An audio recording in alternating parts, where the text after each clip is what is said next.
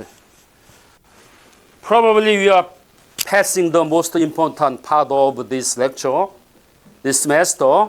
So I want to come back, go back to the several pages and repeat the main idea of this derivation of equivalent second order system.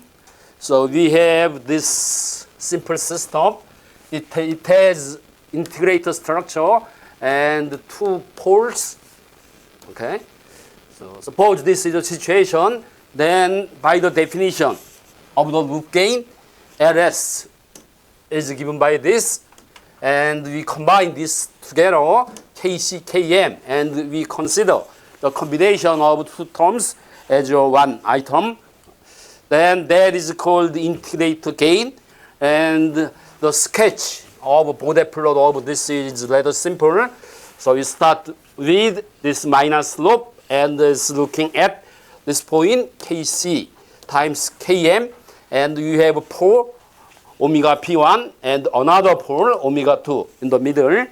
So initial slope is minus 2 and intermediate slope is minus 1, minus 2, and the final slope is minus 3. Okay. So that is so simple. And from this, you don't have to mark this. Okay. For this Bode plot, there are several things of importance. First one is the omega C as loop gain crossover frequency, and the frequency where phase drops to minus 180 degree. At that frequency, there is a distance. Magnitude is smaller than unit, so that magnitude is minus dB, and distance from this 0 dB to that value is defined as GM, 20 log GM in dB scale. And this omega C is 0 dB crossover frequency. That is the frequency. This polar plot passes this unit circle point, 1 point along the unit circle, and the phase difference between phase at that point and this minus 180 is defined as phase margin of the system. So this is given. This is a polar plot. You are not using polar plot much. Okay. Sometimes you are using it, but you can easily convert this thing to this, right? And here is the punchline. Input to output transfer function is input to output transfer function is given by this, based on the Mason rule or a single loop formula. Okay. So this is the loop gain. So loop gain divided by 1 plus loop gain is the input to output transfer function. And we divide this into two different expressions when this one, magnitude of this one is larger than unity. Not much than unity, just larger than unity. Then we use this. Okay. If magnitude of this is smaller than unity, then we use this. Okay. As I said many times, this is another approximation. This is the engineering approach or the placement. Okay. It's not a simple approximation. It's more than that. Okay. Because later on, we will fix the error here. Okay. We know there will be some deviation, but still this is very useful. What it says is before this loop gain crossover frequency, this one, this input to output transfer function is just one unity. Okay. And after this loop gain crossover frequency, this input to output transfer function just follows the loop gain. Okay. So for this part, this is 1, and for this later part, it is just loop gain itself. So with that idea, we can construct the input to output transfer function. Oh, this is not, this is loop gain. Okay, this is a transfer function, input to output transfer function. Before this loop gain crossover frequency, this is horizontal line, 0 dB line. After this omega C loop gain crossover frequency, it simply follows this loop gain itself. So this purple color is the transfer function, asymptotic plot of transfer function. But there should be a deviation. because this is very good. When this magnitude of the loop gain is much larger than this unity line, this frequency range, this is a very good approximation. And this is also very good approximation for the frequency range where magnitude of the loop gain is much smaller than unity. Okay? In between, you have some error, and the maximum error will occur at loop gain crossover frequency where this is 1 unity. Okay? So the two inequality is obviously broken at this point. So one simple way of predicting the error because of this asymptotic approach is to evaluate this magnitude of transfer function, input-output transfer function at omega c, loop gain crossover frequency. So that is very simple because of this relationship will be shown later. So loop gain magnitude is, this one is just 1. That is the definition of unit gauge crossover frequency. So magnitude is 1, and the magnitude of denominator is sum of two vectors. One is 1 vector, okay. The other one is loop gain at crossover frequency. That is shown here. Okay, so this is origin. This is 1 vector, and the other one is, this is loop gain vector. So we are adding together. So using this parallel diagram, and you know, this is the sum of two vectors, and the magnitude is the length of this. Okay, so you are considering this. We construct this geometry at the loop gain crossover frequency. So that means magnitude of this loop gain should be 1. So it's on the unit circle. So this is a part of unit circle. And from this structure, we know this. This is phase difference at the crossover frequency. Okay? And between this minus 180 and the loop gain, magnitude, the phase at this crossover frequency, that is defined as phase margin. That is the definition of the phase margin. If we rotate this vector, this loop gain vector, this degree, it will pass this critical point and becomes, obviously it becomes unstable. So that is the very definition of the phase margin. So this is the phase margin, and this angle should be the same from the basic geometry of triangles. Okay, so this is phase margin, and this is phase margin. Okay, then you have this pi m is given. This is a sine pi m. This is cosine pi m, and the length here is 1.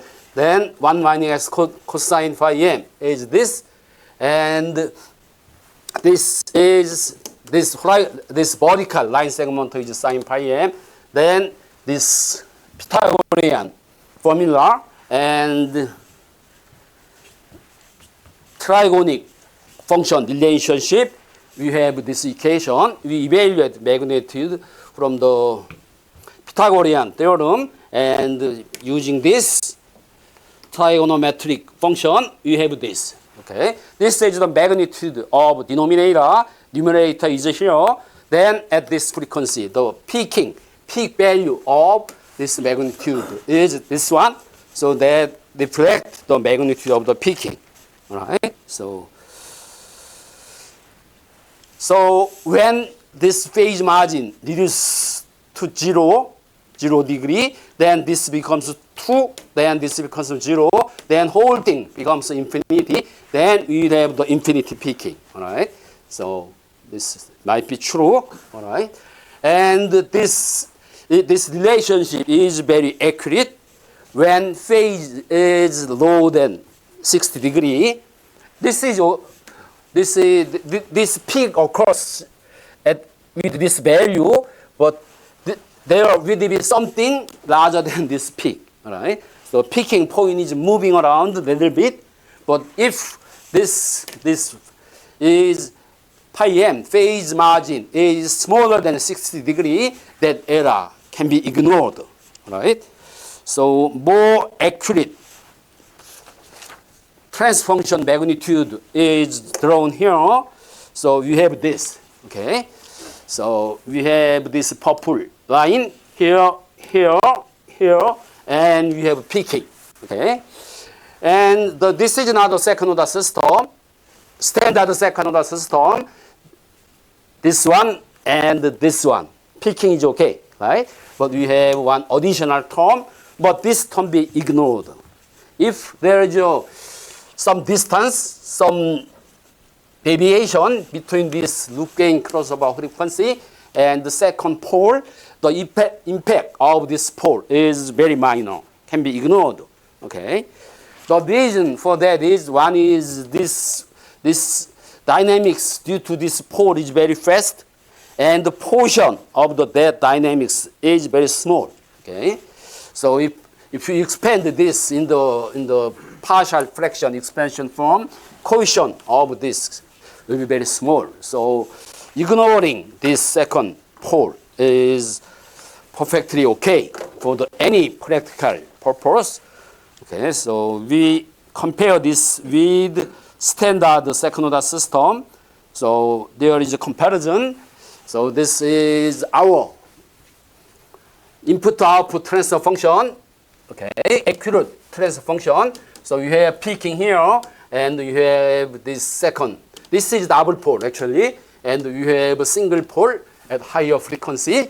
So the impact of the non-dominant, this omega p2 at high frequency, are negligible when you are interested in here. Okay, so you ignore something changing, something disappears very fast. You ignore that. Okay, then with this condition, this can be ignored. Okay, maybe 5 between 10 times larger than omega c is more than enough.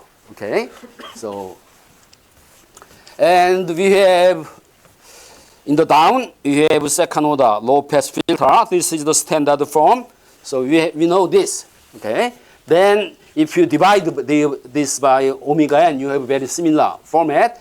And this is the horizontal line up to this point, and omega n is called love per frequency, and this phase is changing from 0 to minus 40 dB per decade, and we have peak here. We have seen this. We discussed this in previous chapter, and the value of this peak is 20 log this one. 1 divided by 2 zeta. So there is a relationship between this omega c and omega n. They are the same. Okay? It occurs if omega c is same as omega n, then this part becomes the same. And if there is a relationship between this phase margin and zeta. Okay? So this is converted to the corresponding zeta. This can be transformed to this standard second order low pass filter format, and we are just losing something at very high frequency dynamics, which will die out very fast, and you don't see it mostly. Okay, you cannot watch this, right? So approximation of TS to the second order system. This is the requirement. So omega c transform to the omega n in the second order system. In the standard second order system, we have zeta, and zeta can be calculated from this, from phase margin or from the peaking. Okay, and the relationship this is required to ignore the high frequency dynamics of your actual transfer function, input-output transfer function. As I said, maybe omega p2 is larger than 5, between 10 times of omega c. Omega c is the requirement.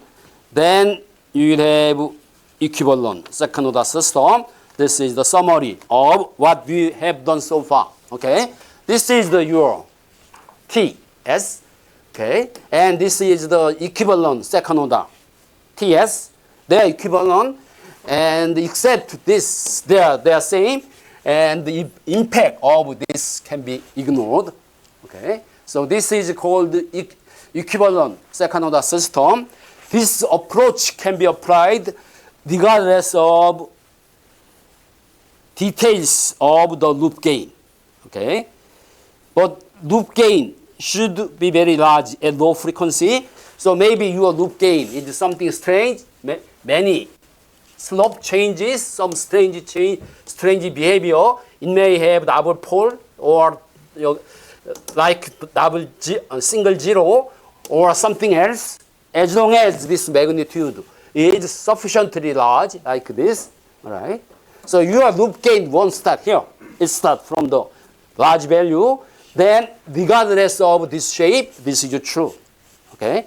Because this part is always divided by same thing. So you have this horizontal line at the low frequencies.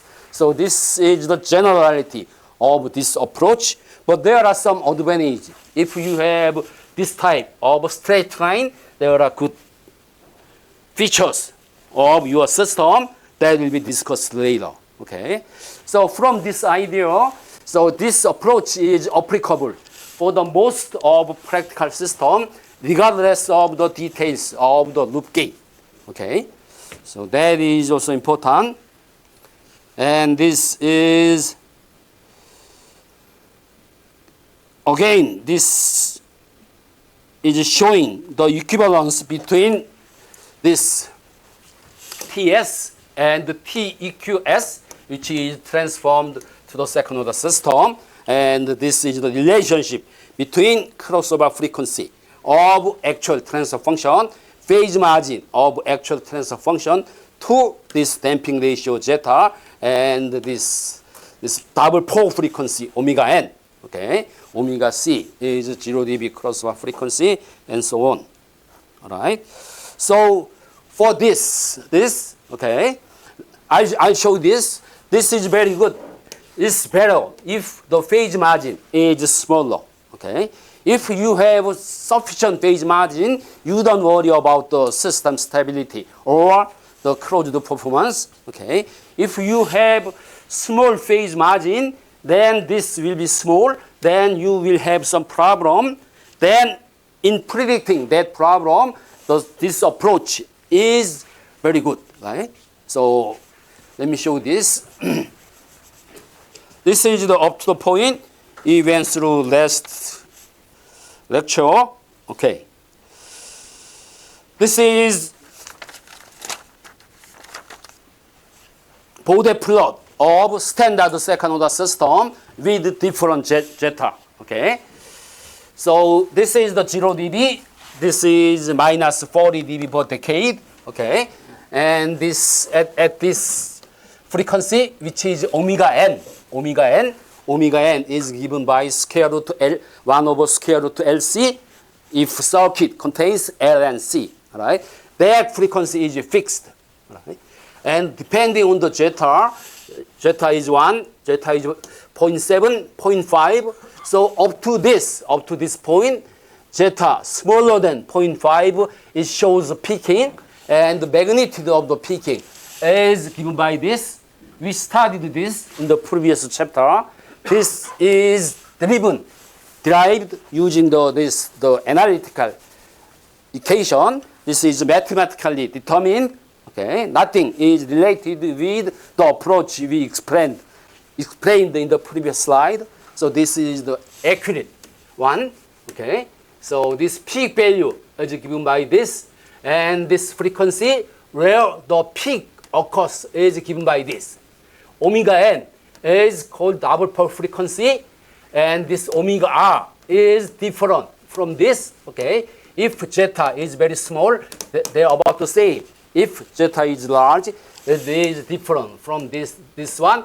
So maybe this frequency can be called resonance frequency, which shows peaking in the magnitude, but that is not 100% correct. Okay, this resonance means something else. Okay, but it is closely related with this, not this one, but this one, omega r. Okay. So calling this resonance frequency is absolutely wrong.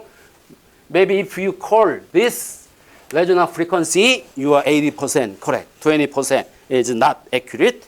Okay. So if zeta is sufficiently small, then this one approximate like this. This is approximated as omega n for zeta squared is smaller than 0.5, okay, or just simply zeta is smaller than 0.5. Okay, I have very little margin. Okay, gain margin is running out, phase margin is running out. Okay, so I should be within the margin. Okay, that is related with stability. For zeta squared is small, much smaller than 0.5. Maybe you need this requirement. Okay. And this frequency is this one. Okay. No. This is the value. This is the frequency, omega r, where the peak occurs. And this is the magnitude of the peak. Okay. This is accurate expression, mathematical expression.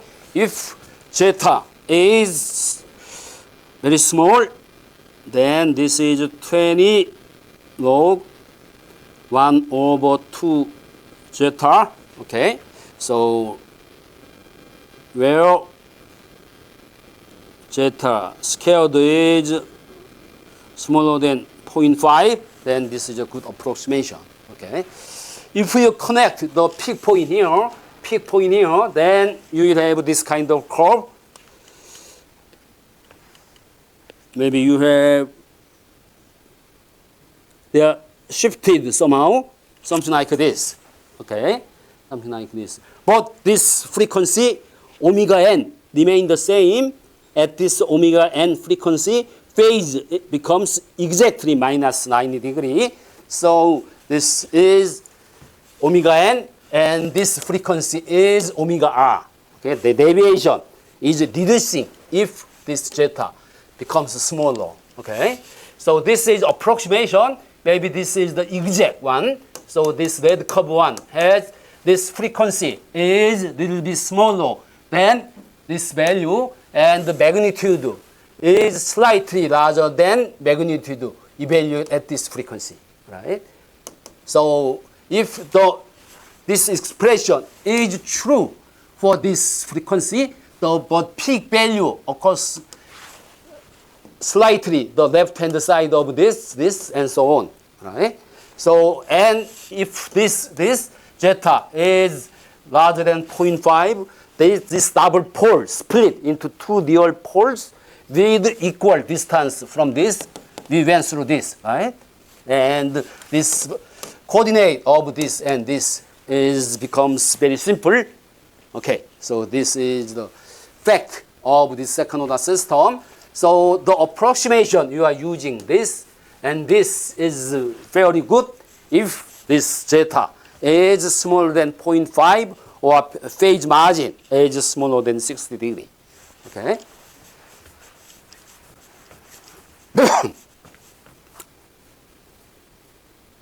So term is this one. This omega n is undamped natural frequency. Previously, we used omega d. Right? In the previous chapter, we used notation omega d. Somehow here, I used omega r. This is called the damped natural frequency, very similar to the resonant frequency used in resonant type circuit. Okay. Okay. So I have another curve here. This is a relationship between phase margin and zeta. Okay. So this is the exact curve. This exact equation can be derived. Okay. Of course, it can be derived. That's just the second order equation. So this is the exact curve. And this blue curve is approximation given by textbook. Most textbook, they providing some equation, some strange equation. Maybe they derived some. That is the standard equation. All of the textbook is using this. That is the straight line given by this. Okay. And this red triangle is the values using this. Okay. This is my prediction based on the previous approach. I calculate this and I type this, and I make a table. So deviation start up to this point. This prediction is accurate. Okay. So this up to this point, good prediction.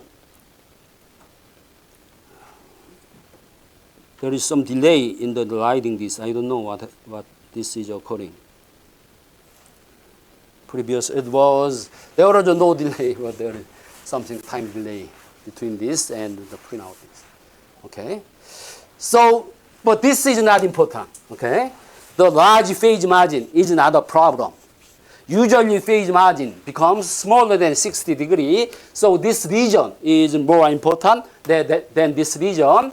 So this my prediction with this red triangle is better than this one in some sense. This is more accurate somewhere here, but this is very accurate to this and maybe comparable with this approximation. But you cannot remember, you cannot understand where this comes from. Okay, you cannot relate the circuit behavior of second order system and this value, okay? Because we have only this one, this middle school geometry. Where is it? This one, okay? This one is telling everything about this table and the graph, and this is good prediction, right?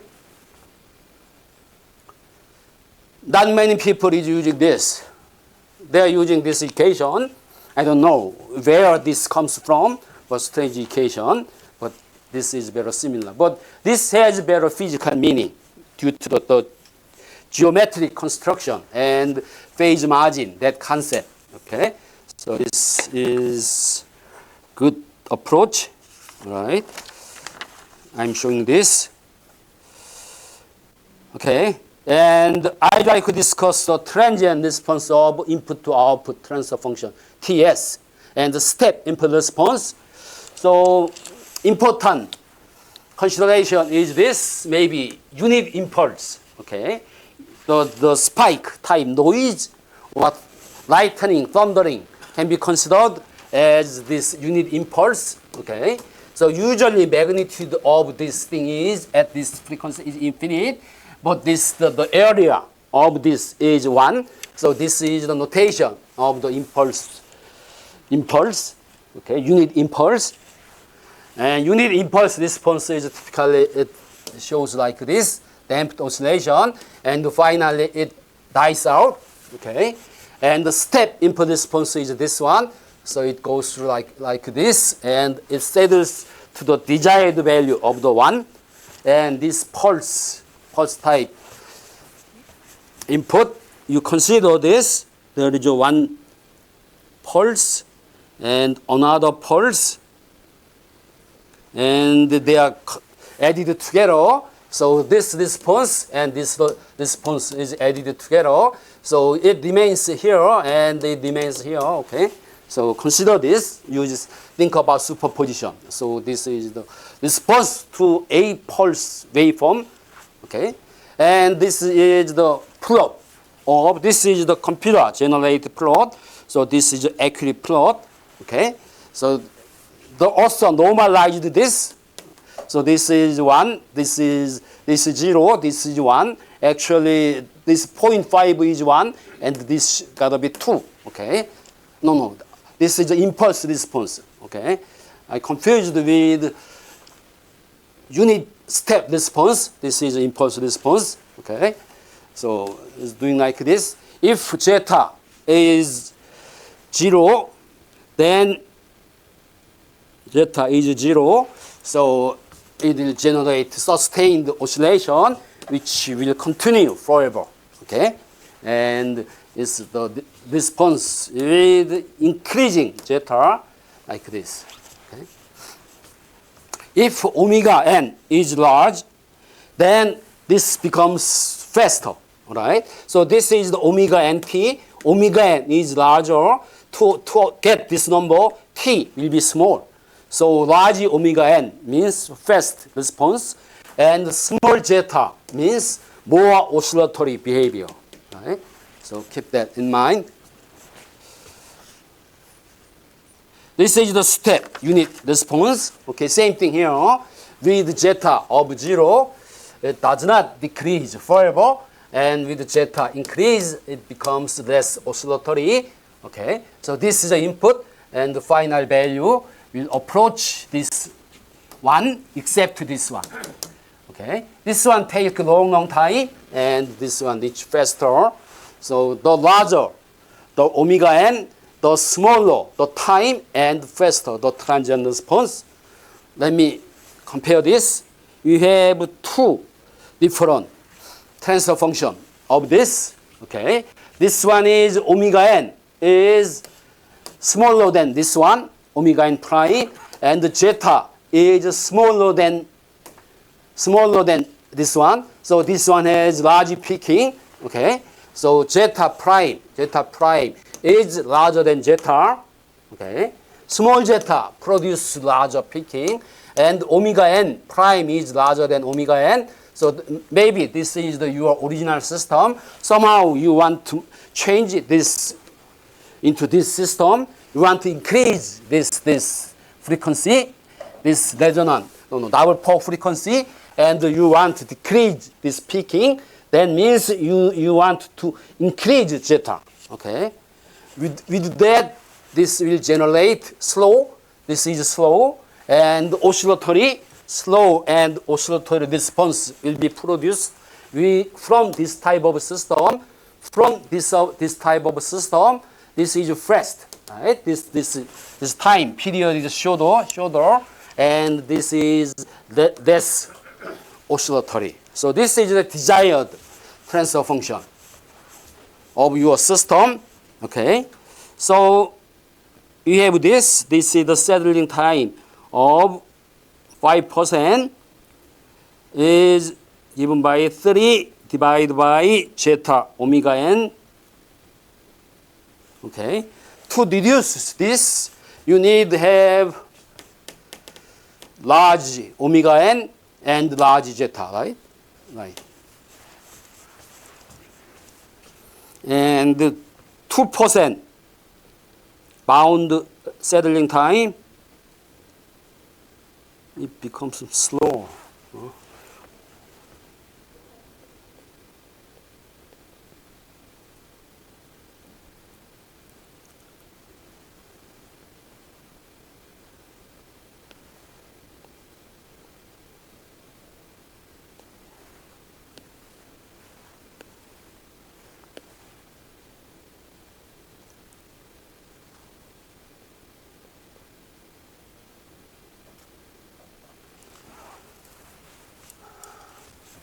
How many people using iPad Pro? iPad. Anybody figure out why this thing becomes slow? No idea. Any student can teach me how to fix this? It becomes slower and slower. That's response time. Right?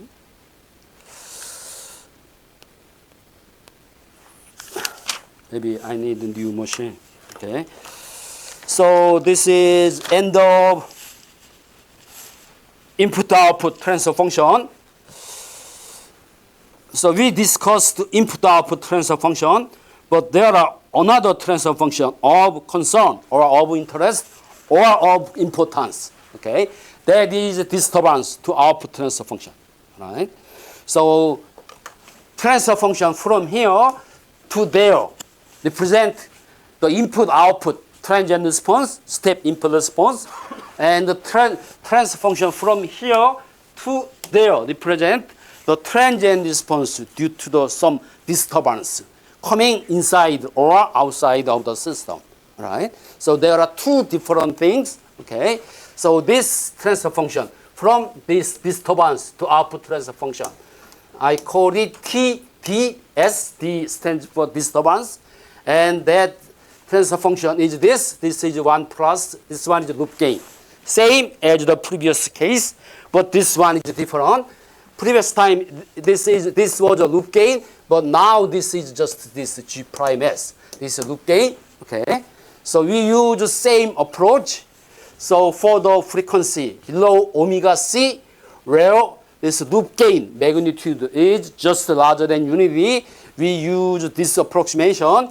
We forget about this one here. Then this is the one expression of this.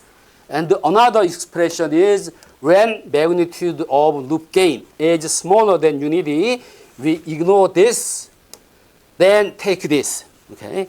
Again, this is another approximation. This is approach or engineering or replacement, something like that.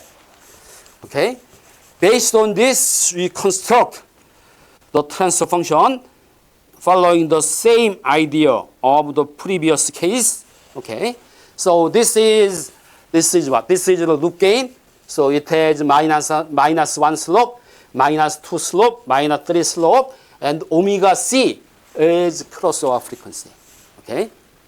And this curve, this is G prime. S is this one. So it starts from 0 dB. Okay? It is 0 dB. It has one pole here and another pole here. Okay? One pole here, another pole here. Okay? So this slope is minus 3, this slope is minus 1, and this slope is minus 2. All right? So with this, you have this one, and construct this relationship. Okay? Suppose you have expression of this, you have expression of this, and add 1 and divide them, then you cannot get anything. You will get just junk, bunch of junk. Okay, if you use basket or something, then that will generate 2 pages of the equation, which has no meaning at all. You cannot figure that out. What is what? Okay, so that is very stupid approach. Okay, there is no information at all. Okay, use this, right? So this is the borderline, this loop gain crossover frequency. After this transfer function is just following this red one. Okay? Because of this, after this frequency, this T prime S, TDS is nothing to do with this loop gain, and it just follow this transfer function. Right? So before this frequency, there is a relationship, division of this. Okay, the division of this is what? In the log scale, that is subtraction, right? So division in linear scale is subtraction in log scale. Then this one, this purple curve is this one, G prime S. Then you subtract this much, so you know this value. Right? At this point, at this crossover frequency, it follows this, so you know this point, okay? And you don't know in the middle, okay? You don't know in the middle, all right? And you will calculate this easily, and after this, it follows this case, this one. So after this is already known, and at these 2 points, this is known, okay, from this distance should be the same, because this is a subtraction, and this distance should be the same, because this is the subtraction. Okay? In the middle, I connect it through this slope. Okay? This is true. Why is that? Think about slope. Okay? So divide this into 3 regions.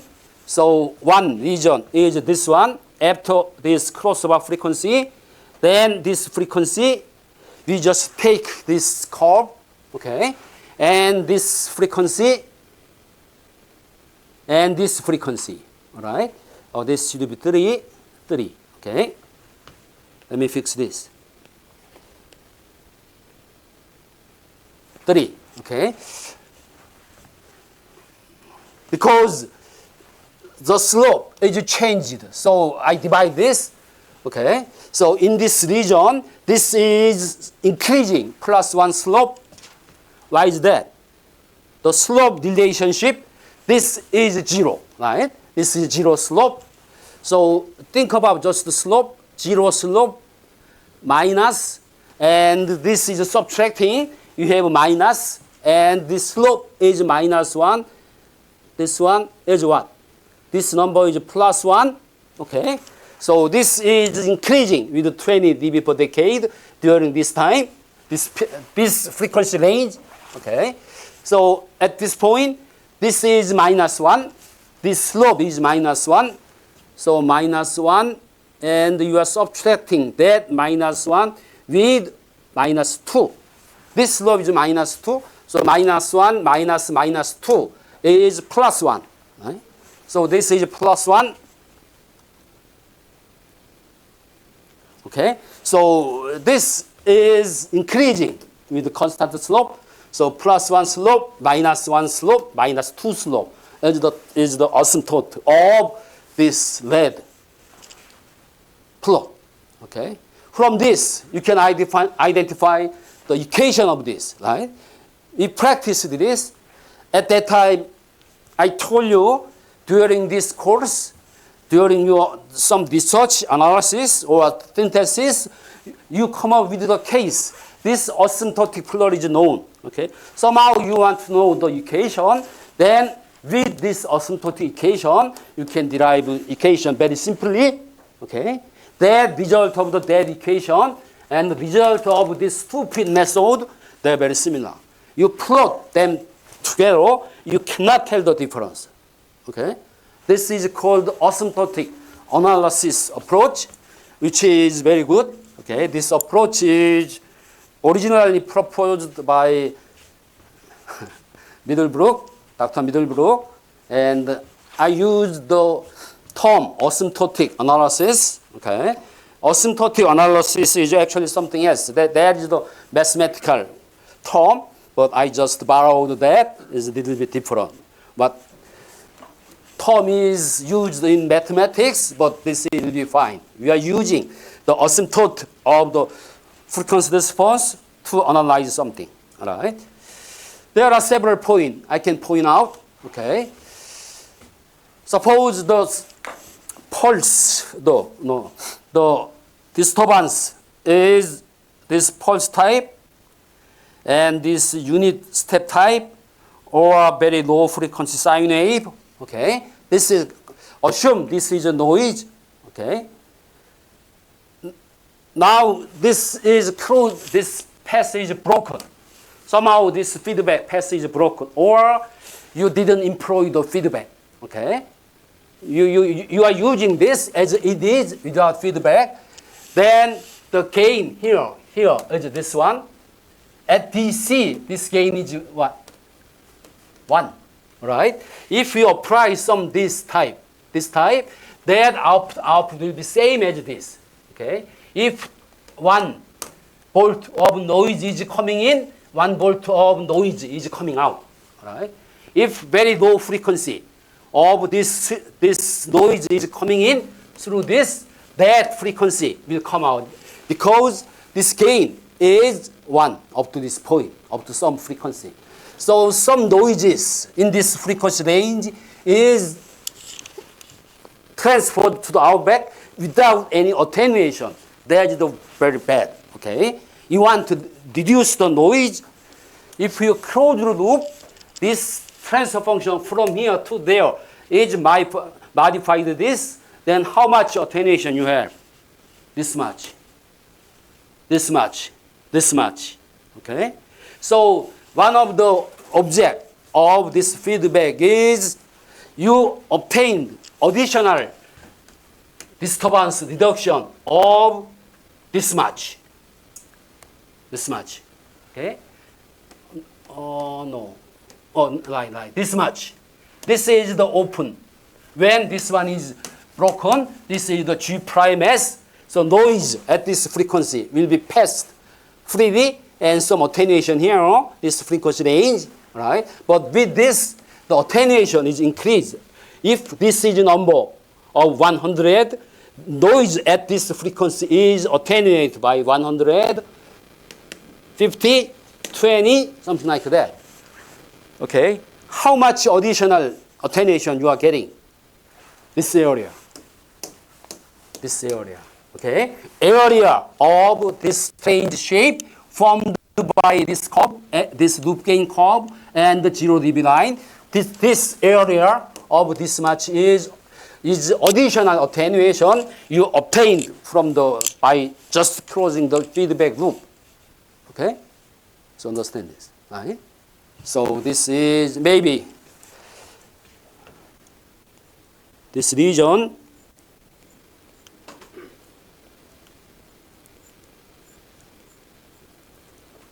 area of this should be the same.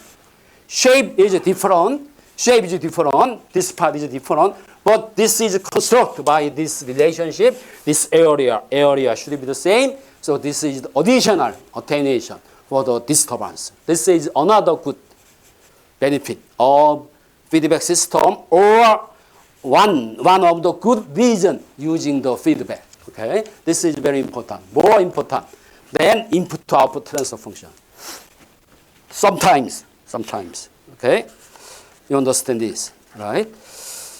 Okay, then maybe we evaluate the step input response of noise to output. Okay, that can be done relatively easily. So from this graphical construction, we obtain this. This was our curve, and this is -2. Okay, -2. All right. This is a red one, and at this point, so you can assume this is integration. Differentiation. +1 slope is differentiation, and differentiation gain is omega m. Okay, and you have initially this term, and at this frequency, at the frequency of omega c, you have what? Double pole, because the slope has been changed from +1 to -1. That means there is double pole there. So double pole is here. So we know this pole frequency is the pole frequency, double pole frequency, omega c, and using this standard form. Okay? And how about zeta? Here at this point, we have this peaking. Okay? This peaking should be same as this. We know this phase margin.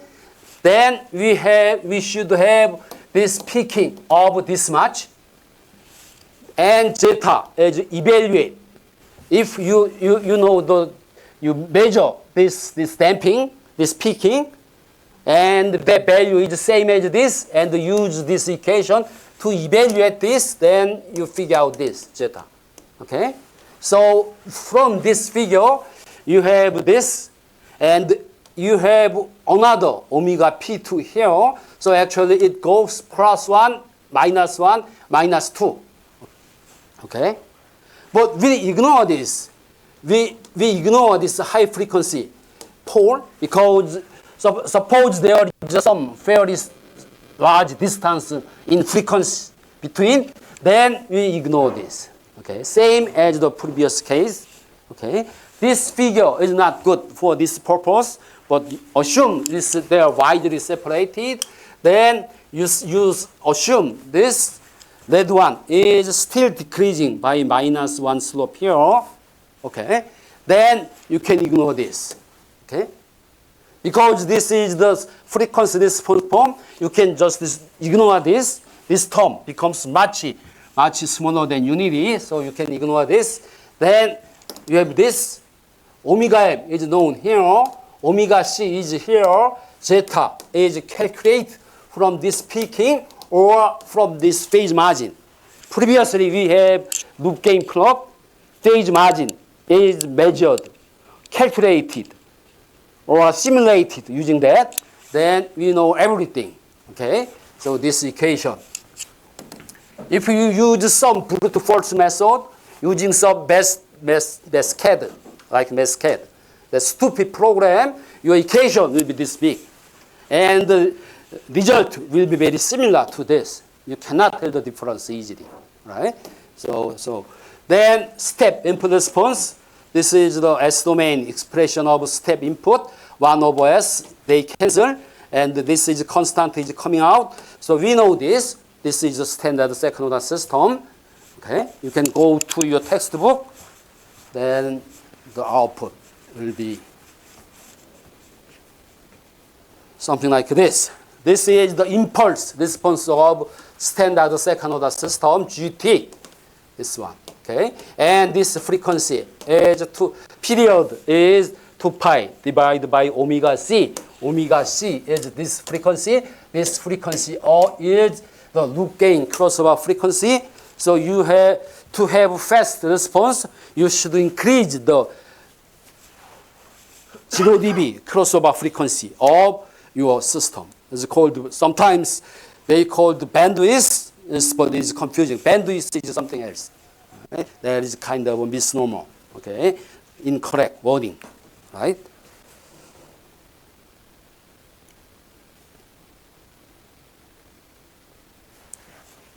So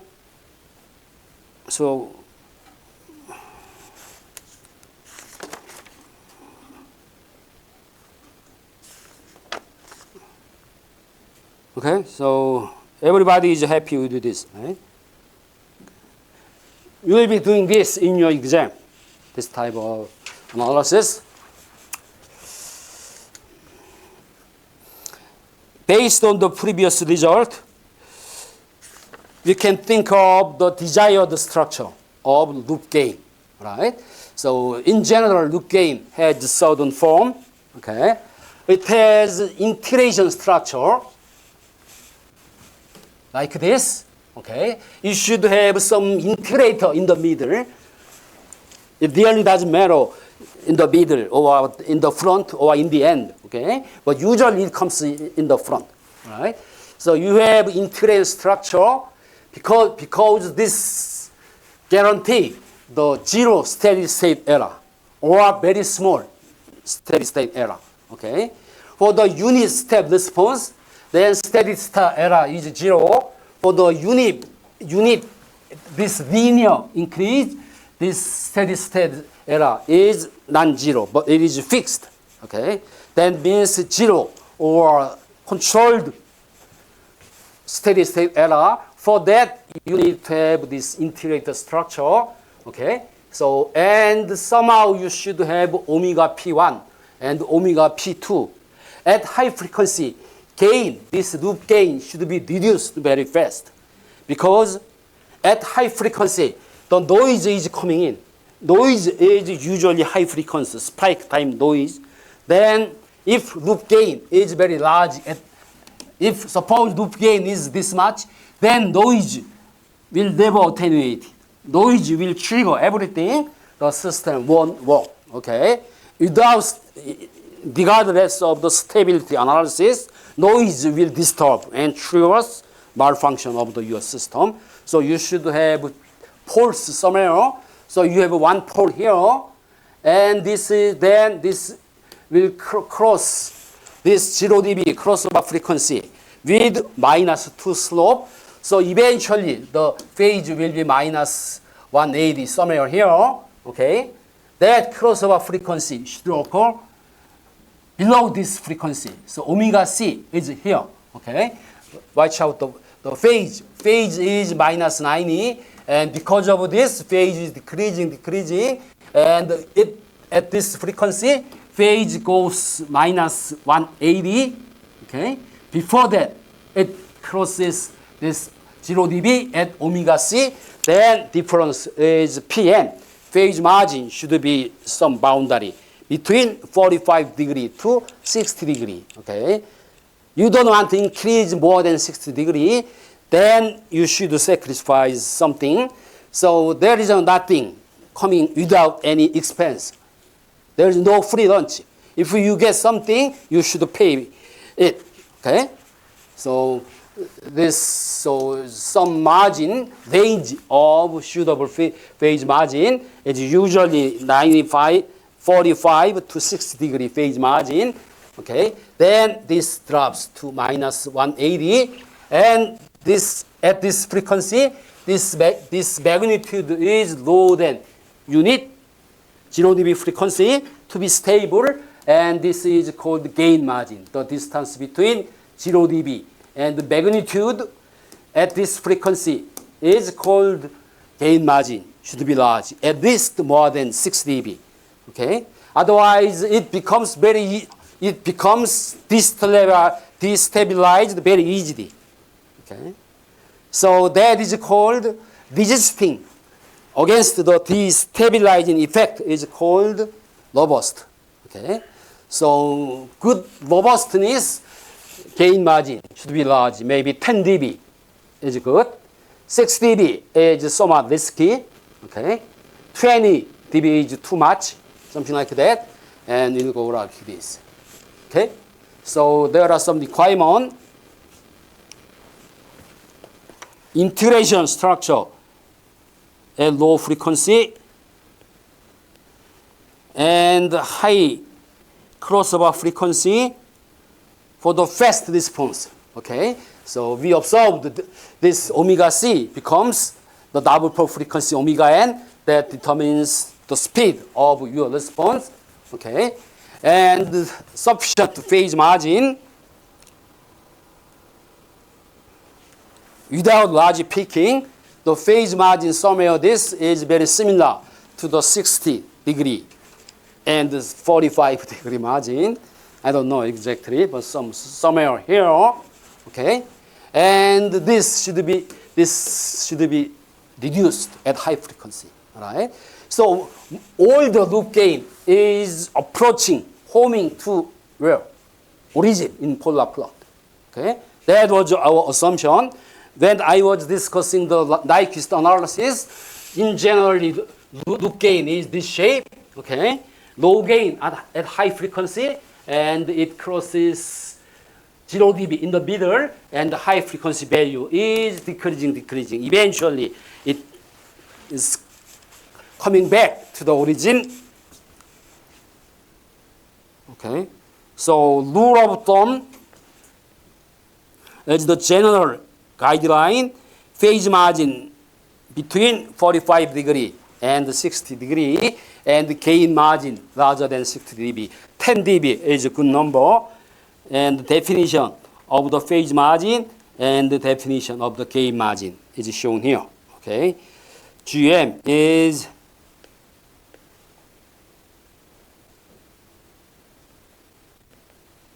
log 1 over k, the coordinate of this minus real axis crossing frequency is minus k0. Okay? That is the desired shape of the loop gain. Right? So when you are designing or evaluating your system, you should know the loop gain characteristic of your system. Okay? Without knowing this, you are doing something blindly. Okay? You are doing something partially. Okay? You cannot solve the problem then. You should know this. So at least you should measure this. So then you can evaluate your design, your loop design, and the system design. Okay? I know many students, most of engineers, they are working without knowledge of this. They are just tuning something here and there. Okay? That's all of waste time. All right? Okay. So this is about the analysis. Okay.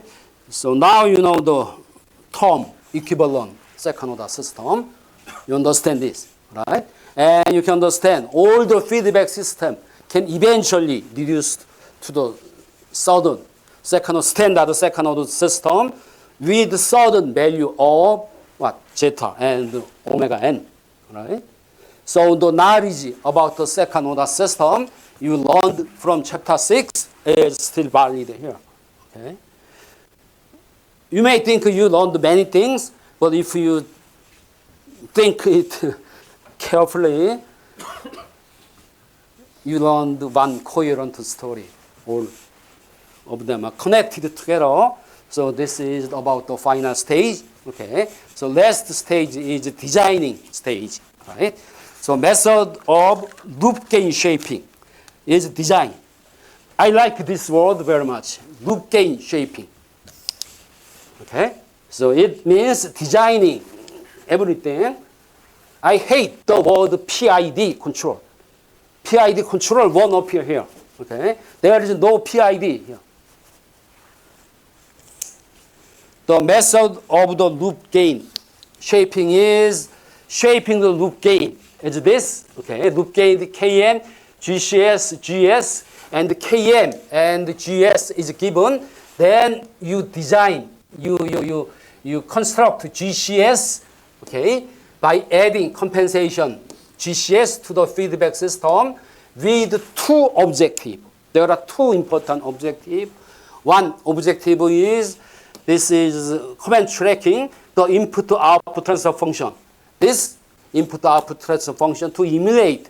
Emulate means simulate, similar word, okay? Becoming similar to, something like that. Emulate, where is it?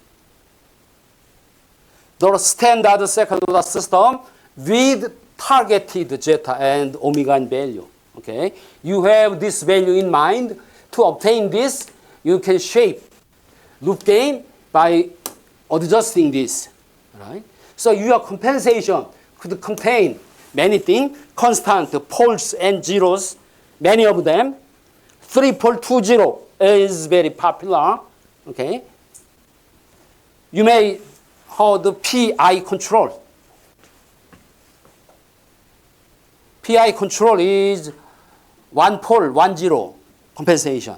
PID control is 1-pole, 2-0 compensation.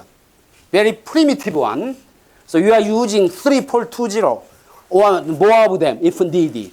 Okay? So PID is observed here, and we don't use the term PID anymore.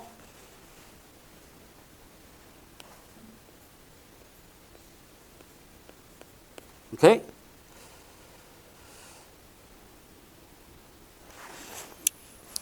Maybe we stop here. Okay? So next Tuesday, we'll be discussing this loop gain shaping. And next Thursday, we don't have a class.